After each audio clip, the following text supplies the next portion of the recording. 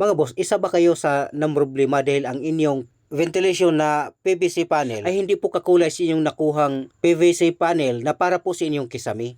Pues panoorin mo ang video na ito para makita po ninyo kung paano po ito gagawin. So ito po ngayon ang ventilasyon na nabili mga boss. Malayong malayo po ito sa kulay na nakakabit doon po sa kisame. At ang unang ginawa po natin dito mga boss, niliha po muna natin ito para mas makakapit po ang ating pintura para makuha natin ang ganitong kulay. Dahil ganitong kulay po ang nakakabit po sa kisame, yung sa kaliwang side na yan. At ang ginamit nga pala naming liha dito mga boss ay number 150 grit. Mahalaga po na lihain po talaga ito kahit pa makinis po ito dahil nga hindi po ito kahoy, ito po ay PVC. At ito naman po ang ating gagamitin para po sa ating primer. Ito po ay E+ Seamaster na anti-corrosive epoxy primer. Tamang-tama po ito mga boss dahil kailangan po natin ng pintura o primer na makakapit po talaga ng gusto dito po sa PVC. So tinting color din po ng E+ ang ginamit po natin mga boss para match po siya. Ginamitan po natin ito ng kulay Venetian red at kulay black. So ang tanong mga boss, bakit nga ba natin ito ina-adjust ang kulay? Ina-adjust po natin ang kulay mga boss dahil ayon po ito sa pundo po na ating gagayahan. Ang kulay po kasi mga boss sa finish nito ay kulay mahogany. At siyempre, ang kulay po ng ating pundo nating timplahin mga boss ay dapat kahawig na rin halos doon po sa finish po kung ano man ang kulay na ating gagayahan. Dahil sa pagpipintura mga boss o kaya sa pagbabarnish, mahalaga po dito na alam po natin kung ano po yung mga kulay na pwede nating timplahin na naaayon po doon po sa kulay na gusto po nating kuhain. At alam niyo po ba mga boss, na sa ganitong finish na Husky finish, mahalaga po na epoxy primer po talaga ang gamitin. So ito na nga po mga boss, dahil sa epoxy type po ito mga boss, ay titimplahin na po natin. Lalagyan po natin ito ng catalyst o hardener. Ang ginamit po nating pintura dito mga boss ay pangmarin po talaga ito. Kaya lang, gusto ko lang pong ipakita sa inyo mga boss na ang primer nito ay hindi lang ito pang metal.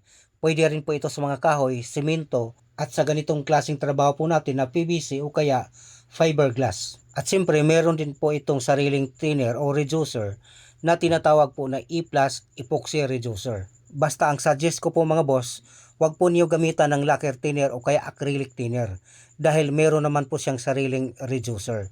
Ang E+ Seamaster Anti-Corrosive Epoxy Primer mga boss ay tinitimpla nga pala ito ng 3:1 ratio.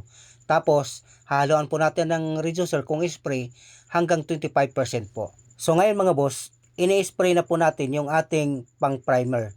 Ang ating E+ Seamaster Anti-Corrosive Epoxy Primer na tinimpla po natin, na hinawig po natin doon po sa dapat po nating gayahan na kulay. Ang kulay na ito mga boss ay parang kahawig lang po sa kulay maple. Binawasan na po natin ang sobrang dilaw po ng pintura, kaya po tayo naghalo ng kulay pula at kulay itim. At gagawin po natin itong dalawang patong, itong ating epoxy primer, para matibay po talaga. At siyempre, lihain po natin bago po natin ito i-apply ang ating wood stain. At ngayon nga po mga boss, in-apply na po natin o pinahid na po natin ang ating oil wood stain. At ito po ay mano-mano po namin itong ginawa. Paintbrush lang po ang aming ginamit po dito dahil ito naman ay oil wood stain. So ang kulay po ng ating wood stain mga boss ay halos hawig na ito doon po sa ating finish po na kulay. Sinadya po natin itong mas light po ng kaunti dahil mas mahirap po kapag eksakto lang ang kulay, dahil kapag i-top coat na po natin magbabago po yung kulay dahil nga ang top coat po dito ay dead flat lacquer po. So mas light lang po ito ng kaunti para eksaktong eksakto po ito kapag na-top coat na po natin. Kapag dead flat po na finish ang ating trabaho mga boss, aasahan nyo po yan mga boss, kapag natuyo po yan, mas mag-dark po siya ng bahagya. So dahil sa tapos na po natin i-apply o ipahid yung ating wood stain, ang ginagawa na po natin ngayon mga boss ay inipit na po natin ito ng sanding sealer. Bakit sanding sealer? Sanding sealer mga boss dahil kapag varnish po o kagaya po nitong ginagawa po natin, ay ang pangpatong po talaga o pangipit ng ating wood stain ay sanding sealer po talaga. At syempre may halo po ang ating sanding sealer mga boss bago po natin i-spray. Ito po ay may halong lacquer flow at lacquer thinner. So dalawang patong din po ang ating sanding sealer dito. Tapos nung natuyo, niliha po namin ito ng number 400. Number 400 mga boss para pinong-pino po talaga siya. Para kapag niliha po natin mga boss, hindi po abutin yung ating wood stain. Dahil kapag gamitan po natin yan ng medyo magaspang, sigurado po pagliha po natin abutin po yung ating wood stain. Pangit po siya tingnan dahil mapapanot po siya. At ngayon po, dahil sa natapos na po nating lihain ng bahagya, i-adjust na po natin yung kulay. So, ina-adjust po natin ito mga boss gamit na po ang spray. So, ano ba ang gamit po namin pang-adjust? Simple lang po mga boss.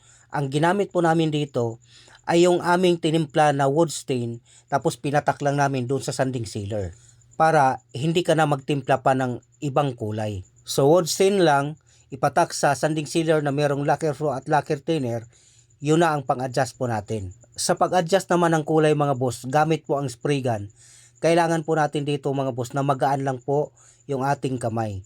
Hindi po natin gaanong pisilin yung trigger po ng ating spray gun dahil kapag malakas po ang hangin at nakabukas po ng husto ang volume po para po sa pang-adjust na lalabas po sa ating spray gun, ay maaring mag-dark po siya.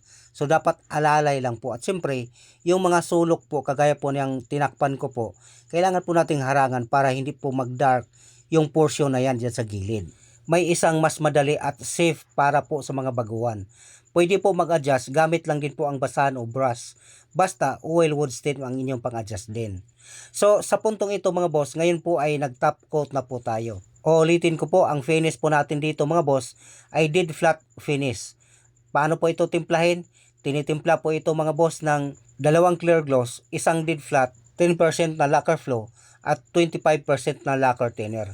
Pag satin finish naman mga boss ay isang dead flat, 3 clear gloss, 10% na lacquer flow at 25% na lacquer thinner. So ang ginawa nga pala natin dito mga boss ay 2 patong din po ang ating top coat. At siyempre niliha po natin yan mga boss na number 600 bago po natin i-apply ang ating final coat. So ngayon ito na po, kuhang-kuha na po yung kulay. Yan po yung ginayahan natin mga boss, yung sa kaliwang side. So at least may idea po kayo mga boss kung sakali magkaroon kayo ng project na kisame tapos PVC yung gamitin at wala po kayong mabiling kakulay po ng inyong kisame na gagamitin po ninyo para sa ventilasyon.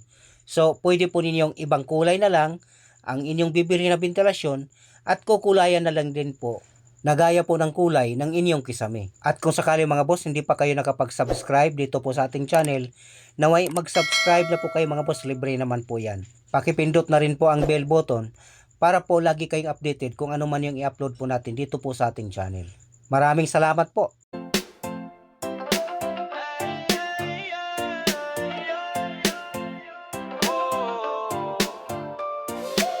Sa bahay mo na medyo luma na, pader na kupas, wood nawala ng kinang. No worries, may solusyon na. With brushes and rollers, kayang-kaya yan. Kulay ng dumo, kayang ibalik. Kahit anong surface, smooth or brick. Watch and learn, hindi ka maliligaw. Sagot na yan ni Larry, trust me now. Best Vanish